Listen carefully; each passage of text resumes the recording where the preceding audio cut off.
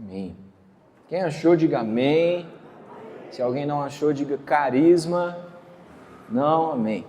Levanta sua Bíblia assim. No 3 nós vamos declarar o nosso amor pela palavra do Senhor, amém? Vamos juntos?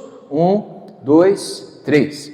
Essa é a minha Bíblia. Eu sou o que ela diz que eu sou. Eu tenho o que ela diz que eu tenho. E eu posso fazer o que ela diz que eu posso fazer. Hoje eu serei tocado pela palavra de Deus. Eu audaciosamente confesso que a minha mente está alerta e que o meu coração está receptivo e que eu estou pronto para receber da incorruptível, indestrutível e sempre viva semente da palavra de Deus. Eu nunca mais serei o mesmo, nunca, nunca, nunca, em nome de Jesus, amém. Abraça sua Bíblia. Senhor, nessa noite nós te louvamos, Pai. Nós, Senhor, te agradecemos por sua graça e misericórdia sobre nós e pedimos ao Senhor que nessa noite o Senhor venha falar aos nossos corações. Pai, nós te louvamos em nome de Jesus por tudo que o Senhor já tem feito por nós, mas nós queremos mergulhar mais profundo na palavra nessa noite e pedir que o Senhor venha ministrar aos nossos corações sobre aquilo que precisamos, e nós te honramos nessa noite por isso, em nome de Jesus, amém. Ainda de pé, o texto vai dizer assim, ó: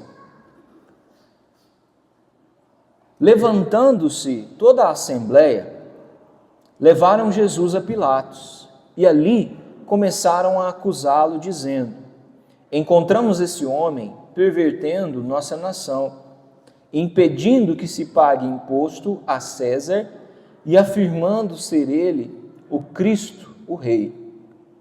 Então Pilatos perguntou a Jesus: você é o Rei dos judeus? Jesus respondeu: o Senhor está dizendo isso. Então Pilatos disse aos principais sacerdotes e às multidões: não vejo nesse homem crime algum.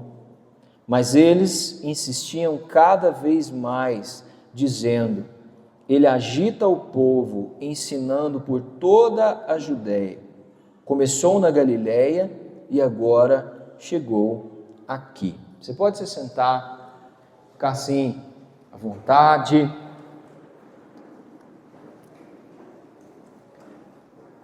Irmãos, ao longo dessas semanas que nós temos falado sobre o caminho da cruz, nós começamos falando desde o dia que Judas ele acaba resolvendo ter um plano estratégico para entregar Jesus. Nós falamos sobre o momento em que Pedro nega Jesus quando Jesus está sendo levado para a casa de Caifás. De Caifás, a Bíblia diz que nesse momento que Pedro trai, Judas sai da casa de Caifás e vai para um terceiro julgamento ou segundo julgamento para a casa dos sacerdotes. Dos sacerdotes, Jesus sai, faz mais um turismo e ele vai para o Sinédrio. E agora nós estamos acabando de ler um momento que Jesus ele está saindo do Sinédrio e ele está indo em direção a um outro lugar. E esse lugar é a presença de um homem chamado Pôncio Pilatos. E eu tenho certeza que você já ouviu falar desse nome, ainda que seja em filme. Mas eu quero te perguntar uma coisa, irmão. Você e eu conseguimos imaginar em quantas pessoas, no meio de quantas pessoas Jesus passou? Ele passou no meio de justos, ele passou no meio de injustos. Nesse processo ele foi humilhado por alguns, exaltado por outros, traído por tantos outros, e ele foi passando por 1 milhão de pessoas, até ele poder chegar a um lugar que ele tivesse um julgamento no mínimo justo, que era na presença desse homem que nós estamos, e vamos falar um pouquinho nessa noite. E baseado nisso, o Senhor foi trabalhando ao meu coração como a vida de Jesus e esses últimos momentos de Jesus se parecem com os nossos próprios momentos. Porque na nossa vida a gente passa por pessoas justas, amém? São pessoas que nos valorizam, nos põem para cima. Se alguém vai fazer mal a nós, essas pessoas nos protegem. Mas no meio do caminho da nossa história, até aqui, você também já deve ter passado na mão de umas boas pessoas injustas, que em vez de te ajudarem no momento mal, elas te prejudicaram no momento mal. Em vez de estarem com você no momento mal, elas te ajudaram a se afundar mais no momento mal. E posso te falar uma coisa? A nossa vida vai ser assim até o dia em que Cristo nos levar. Então eu quero que você vire para essa pessoa do seu lado e fale assim: se acostuma. Ah não, fala direito. Fala assim: se acostuma, irmão. Porque de vez em quando você vai passar por isso. Irmãos, quem era Pôncio Pilatos? Existia uma figura romana que era muito diferente da forma que nós olhamos para as estruturas democráticas do nosso tempo. Por quê? Porque hoje nós estamos acostumados assim, existe um poder legislativo, executivo, judiciário, não é? Tem o vereador, o prefeito e o juiz. Só que o que acontece? Naquela época havia uma junção de algumas figuras e uma dessas figuras era esse homem chamado Pôncio Pilatos. E vem comigo, quem era Pôncio Pilatos? Pôncio Pilatos, ele assumia uma figura de governador daquela região onde eles estavam, mas ele também tinha uma função de procurador, que ao mesmo tempo também era uma função de juiz para algumas causas em específico daquela região. E um dos poderes de Pôncio Pilatos era julgar problemas na região proveniente de insultos a Roma, principalmente na questão de tributos ou nas questões que afrontassem o domínio de Roma. Esse era o poder que Pôncio Pilatos tinha.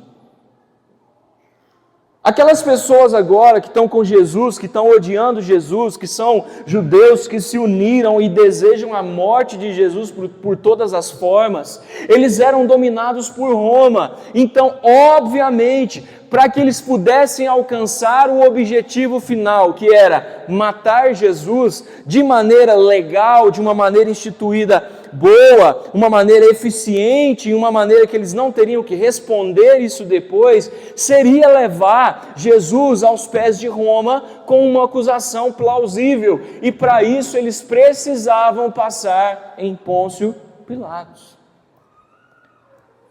Agora, por que eu estou te contando isso tudo? Porque nós vamos entrar agora num momento da história que aquelas pessoas, elas precisam provar para um homem que Jesus é digno de ser acusado.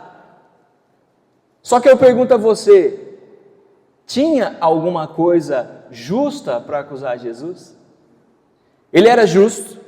A Bíblia diz que ele era sem pecado. A Bíblia diz que aonde você procurava algo para falar de Jesus, você não encontrava. E a Bíblia ainda inclusive diz que ele ainda era justo e poderoso nas suas palavras. Não havia uma acusação plausível diante de Jesus. E lembra que eu te disse que Pilatos ele só tinha ordem para acusar dois tipos de crime?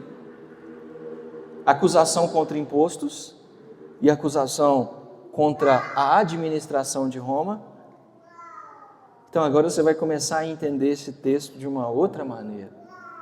Olha lá comigo o versículo 1 e 2.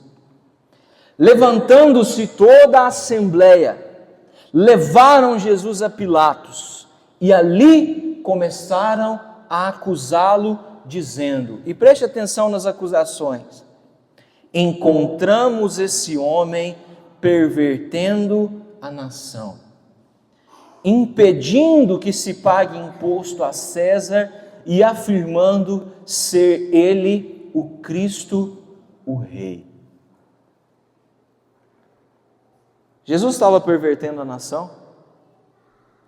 Ele próprio disse em algum momento que ele era o Cristo? Ele alguma vez disse para não pagar impostos a César. Pelo contrário, a Bíblia diz que em um outro momento Jesus diz: dai a César o que é de César e dai a Deus o que é de Deus. Logo, o que essas pessoas estão fazendo aqui? Elas literalmente estão chegando diante de uma autoridade e dizendo mentiras, para que aquele homem Jesus fosse acusado de um crime que ele não fez, diante de um ódio que elas tinham e queriam vê-lo mal e não tinha sobre o que falar para ele. Irmãos, não haviam verdades para falar diante de Pilatos. Pilatos ouviria assim: esse homem está dizendo e prega verdades que o reino de Deus vem. Esse homem está dizendo que o reino de Deus vem, e quem não comer do corpo dele, não beber do sangue dele, não tem parte com ele. Então o que eles começam a fazer? Olha, eu vou levar coisas que Pôncio Pilatos vai ouvir, porque quem sabe assim ele resolve matar Jesus.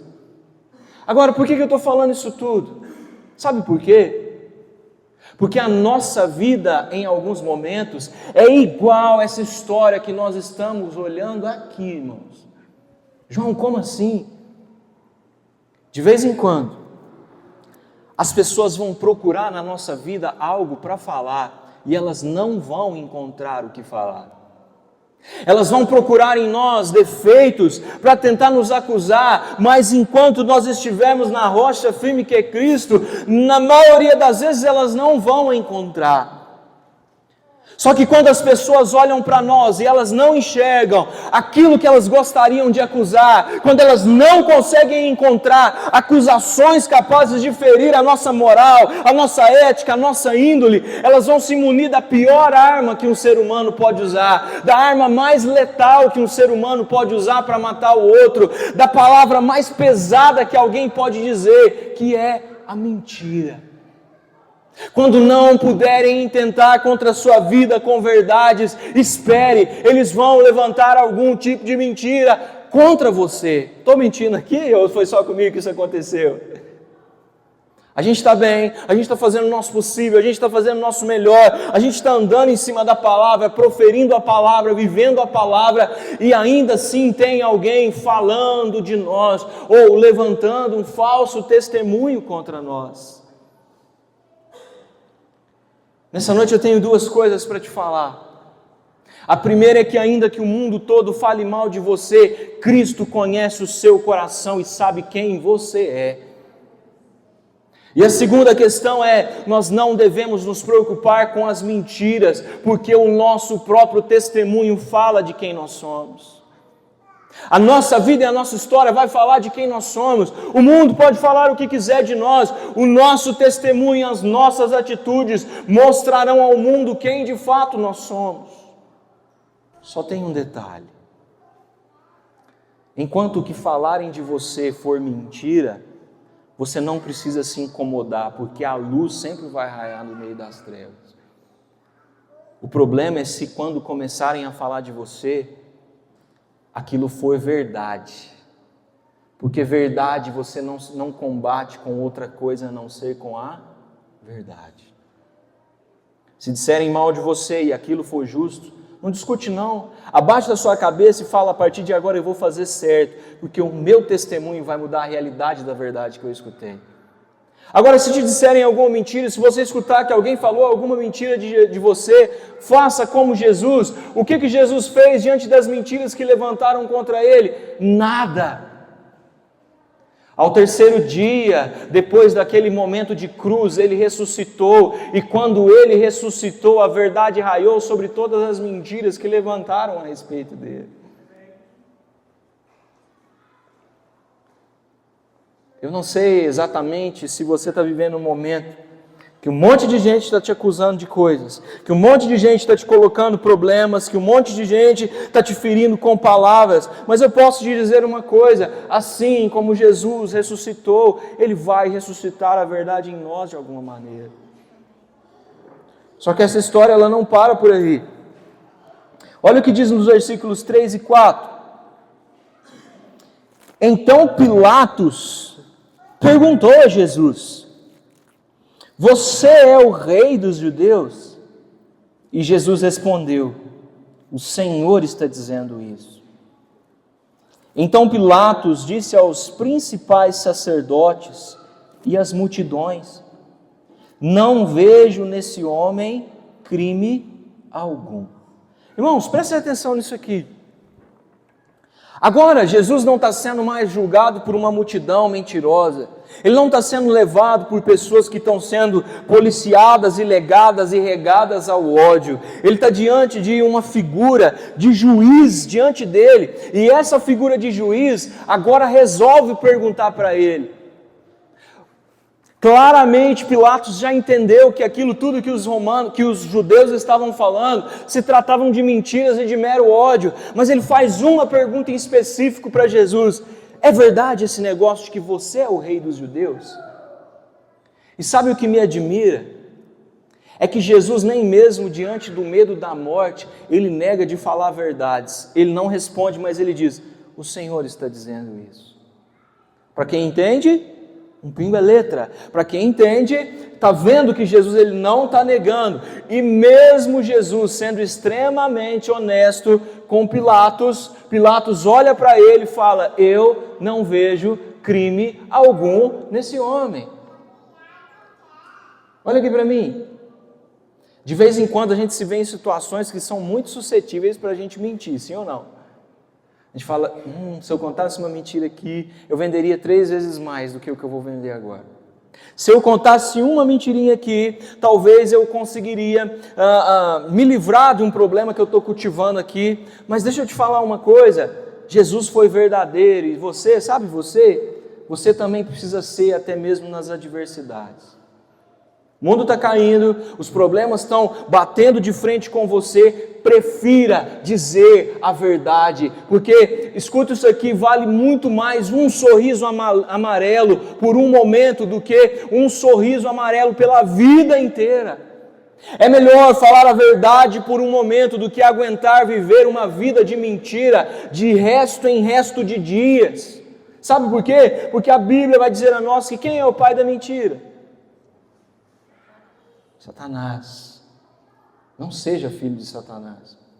Mas o que mais me comove nessa história ainda não chega a ser o fato de Jesus dizer uma verdade que precisava ser dita, mas é o fato de alguém que não é crente, alguém que não é judeu, alguém que não conhecia a fé, alguém que não tinha contato com a cultura judeia, mas é alguém capaz de se sentar e ser justo o suficiente para entender um processo de julgamento e ver que Jesus, ele era inocente. Irmãos, prestem atenção nisso. Pilatos aqui, ele está assumindo uma figura, como a figura de um homem justo, como alguém que precisava agir, não diante do que ele pensava, ou não diante das emoções das outras pessoas, ele precisava agir com um senso crítico de justiça. Está vendo o nome lá em cima dessa palavra? O justo aqui dessa história não são os judeus, não são os crentes, não são os discípulos. O justo aqui dessa história é Pôncio Pilatos. E os injustos são aqueles que estão julgando ele. E ele escuta, e ele faz perguntas, e ele mesmo deduz que aquele homem diante dele, Jesus, era alguém inocente e que não merecia sofrer as acusações que estava sofrendo. Posso te falar uma coisa? Não se preocupe com as pessoas que ouvem uma coisa e começam a replicar aquilo que ouvem sem se preocupar com a verdade. Homens justos sempre irão averiguar outros homens justos e os encontrá-los. Você consegue entender isso? Os mentirosos se degladiam entre si. Um homem justo reconhece um outro homem injusto quando olha para ele. Às vezes a gente sofre com acusações de um monte de lugares que estão vindo. Elas não nos interessam. As pessoas e o que elas estão falando de nós não nos interessam. Nos importa mais andarmos na justiça de Deus, porque assim nós encontraremos justiça nas outras pessoas que estiverem andando conosco. Você está comigo aqui? O mentiroso vai falar mentira, por quê? Porque ele não averigua na hora de trazer a fofoca à tona. O mentiroso, ele não se preocupa com a ética, com o que vai ser de você, com o que vão ser das pessoas que caminham com você. Ele não se preocupa com o seu testemunho, não vão se preocupar com as coisas que dizem ao seu favor, ao seu desfavor. Isso não interessa para o mentiroso. Mas posso te falar uma coisa? O justo se preocupa com a justiça do outro. Outro dia, numa entrevista pastoral, eu conversando com um irmão, ele me disse assim: pastor, eu tenho algo no meu coração que é um desejo ardente por justiça, e eu não consigo te olhar e olhar para você e pensar nas coisas que talvez alguém falou de você no passado. Eu prefiro olhar para você como uma página em branco e te conhecer a partir dessa data que eu estou te olhando e te convivendo com você a partir daqui. Sabe o que é isso? Senso de justiça. Porque toda vez que você olhar para alguém julgando por aquilo que você escutou, você perde a oportunidade de conhecer o coração verdadeiro do que alguém é, do que aquela pessoa realmente carrega, do que aconteceu e às vezes por que estão falando dela lá atrás. Você consegue me entender?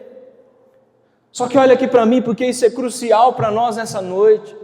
Nós amamos e brigamos para que as pessoas nos julguem de maneira justa. Se alguém falar mal de nós no Facebook, a gente vai até atrás, não vai?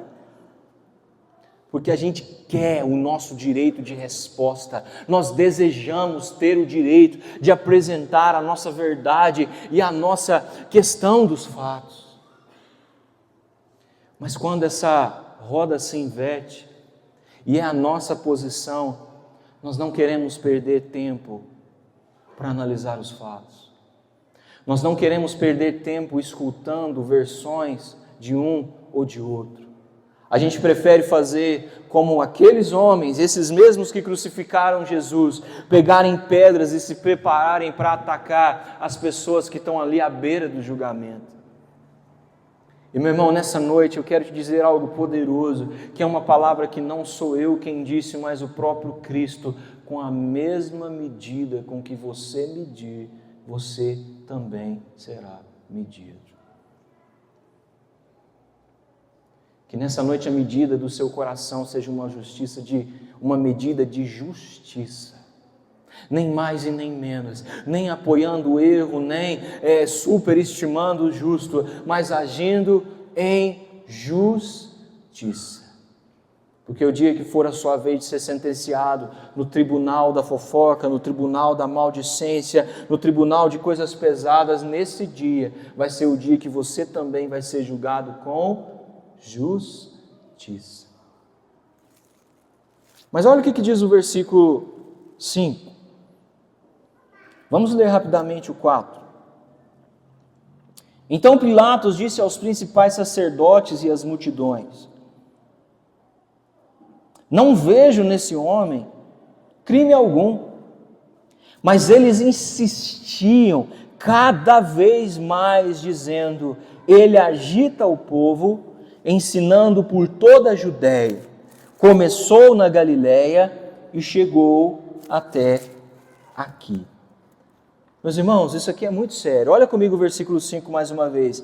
Eles insistiam cada vez mais, dizendo: ele agita o povo, ensinando por toda a Judéia. Irmãos, agora foi o único momento que eles falaram um bocado de verdades. Jesus passava de aldeia em aldeia, como a Bíblia diz, anunciando a verdade de Cristo, e aquilo mexia com as pessoas de uma maneira que nunca uma religião pragmática mexeria, que um costume mexeria, porque ele tinha palavras que eram verdadeiras o suficiente para alcançar o coração do homem. Jesus, por onde ele passava, ele ganhava um título, e o título dele era mestre, porque ele não só tocava o coração das pessoas, mas ele ensinava a elas um novo e vivo caminho. Isso ia mexendo com as pessoas, ao ponto de que elas realmente se tornavam pessoas agitadas. E você conhece alguém aqui que é agitado? Nós somos uma igreja agitada, porque Cristo está mexendo conosco todo dia, a gente não consegue ficar parado. Só que olha aqui para mim, não existe nada pior para uma figura de pessoa abusiva do que alguém ensinando para ela uma verdade que ela precisa aprender. Enquanto Jesus não ensinava, qualquer coisa que um sacerdote falasse era o suficiente para as pessoas acharem que aquilo era a voz de Deus. Antes de Jesus chegar a um lugar, qualquer religião que se pregasse era uma religião aceita. Por quê? Porque elas ainda não tinham entendido o ensinamento prático da fé que Jesus propunha a elas. Mas a partir do momento que Jesus chegava num lugar e ele dizia assim, não só se você entrar para um lugar com uma mulher, mas se você olhar para ela, você errou. Ele está subindo a régua, nos ensinando um pouco mais sobre o que era a sua fé. Quando ele diz assim, se você desejar o que é do outro, você já errou. Ele está subindo a régua da nossa fé. Quando ele está abrindo o coração dizendo assim, eu não estou em templo feitos por mãos humanas, mas eu estou à procura dos verdadeiros adoradores que me adoram em espírito e em verdade. Ele está subindo a régua, ele está abrindo o caminho, e ele está dizendo assim, esquece tudo que te falaram, esquece os abusos que fizeram com você, esquece as coisas que disseram, importa que você entenda o máximo daquilo que é verdadeiro e justo. Meu irmão, o ensino incomoda quem não quer aprender. O ensino incomoda quem não está a fim de limpar os seus ouvidos e viver uma vida diferente. O ensino nos muda, e se ele não nos mudar, a nossa consciência nos perturba. É por isso que a Bíblia diz, a quem muito é dado, muito é cobrado. Isso também faz parte do ensino da palavra. Quando você aprende o que tem que fazer, você não tem mais paz para fazer e continuar fazendo errado. O ensino incomoda.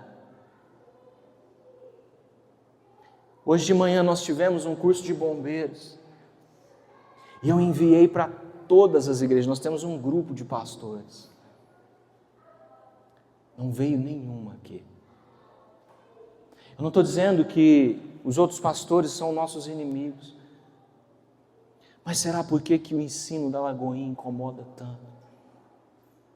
Por que será que o fato de nós lermos tanto a Bíblia incomoda tanto algumas pessoas? O ensino liberta. E quando nós lemos essa palavra, você entende que não sou eu quem manda na sua vida. Quando nós lemos essa palavra, você entende que não é a minha voz que é soberana, é a voz de Cristo que é soberana em você. E sabe, é desafiador. Por quê? Porque eu não te tenho num cabresto, eu não te tenho num lugar preso, dizendo aonde você precisa ir, como você precisa se portar, porque você tem a Bíblia, mas eu prefiro ter o trabalho de guiar você na palavra, do que você ser escravo a vida inteira de alguém que não é a palavra de Deus. Nós vamos andar no meio de justos e injustos. E eu tenho uma notícia para te dar nessa noite. A única coisa que tem o poder de revelar a nós os atos de justiça ou não de alguém estão na palavra. O melhor não é aquele que dá a cesta básica, o melhor é aquele que busca santificação em Cristo Jesus. O melhor não é aquele que dá o dízimo mais alto, o melhor é aquele que é mais generoso no coração de Deus em servir ao Senhor. E nessa noite, não eu, mas o Senhor está à procura de homens e mulheres que queiram se tornar homens e mulheres justos no meio de injustos. Você está comigo aqui? Eu queria te convidar para você ficar de pé.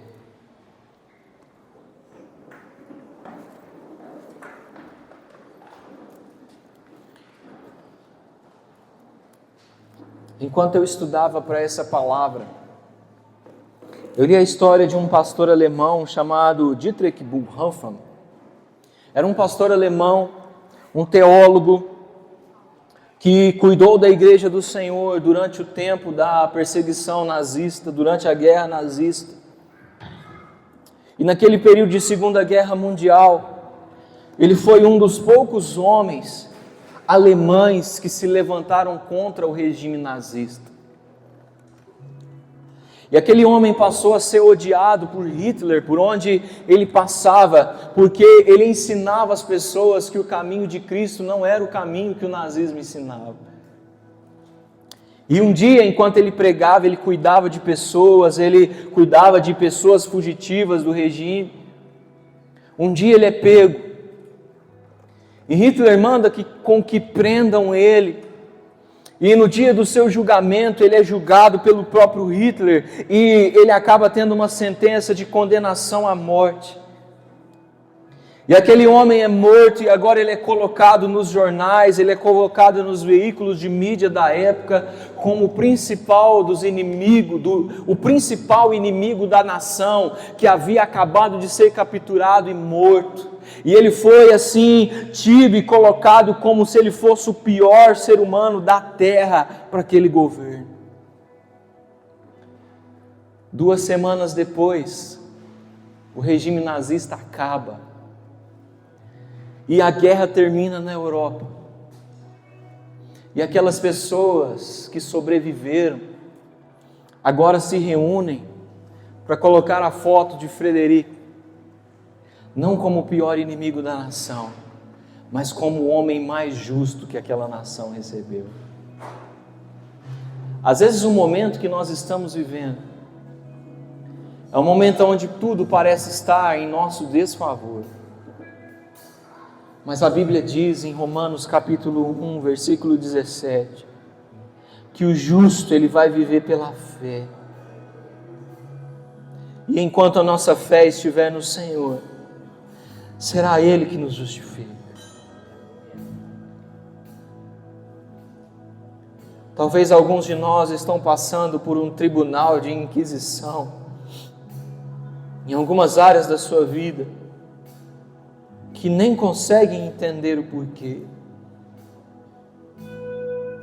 Mas nessa noite interessa a nós saber que, por mais que mentiras estejam sendo levantadas a nosso respeito, por mais que aquilo que talvez falaram seja verdade sobre nós, nós não estamos nas mãos dos homens, nós estamos na mão de um justo juiz que é o Senhor.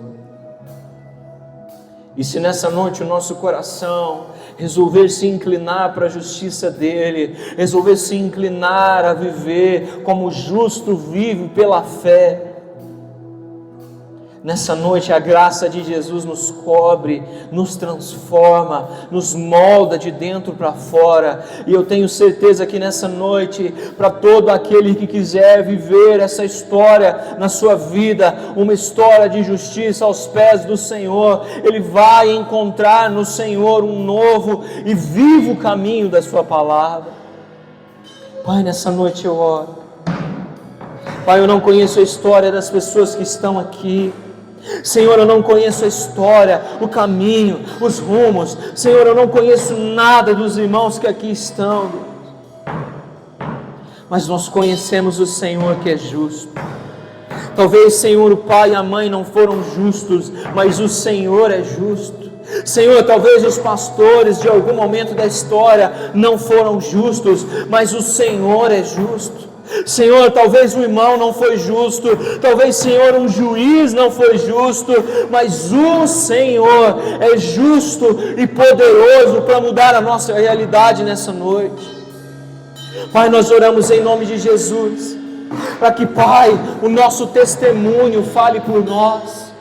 Nós oramos em nome de Jesus, para que as palavras pesadas de alguém que está dizendo e depondo contra nós, elas não afetem o nosso coração, diante daquilo que nós estamos procurando andar na sua justiça. Nessa noite nós entregamos o nosso coração a Ti, porque nós sabemos que no Senhor, tudo aquilo que nós temos aprendido, como Bíblia, tudo aquilo que nós temos aprendido, caminhando com o Senhor, na experiência do Senhor, nós estamos crescendo e nos tornando mais justos. O mundo odeia a sua justiça, e é claro que o mundo vai nos odiar também.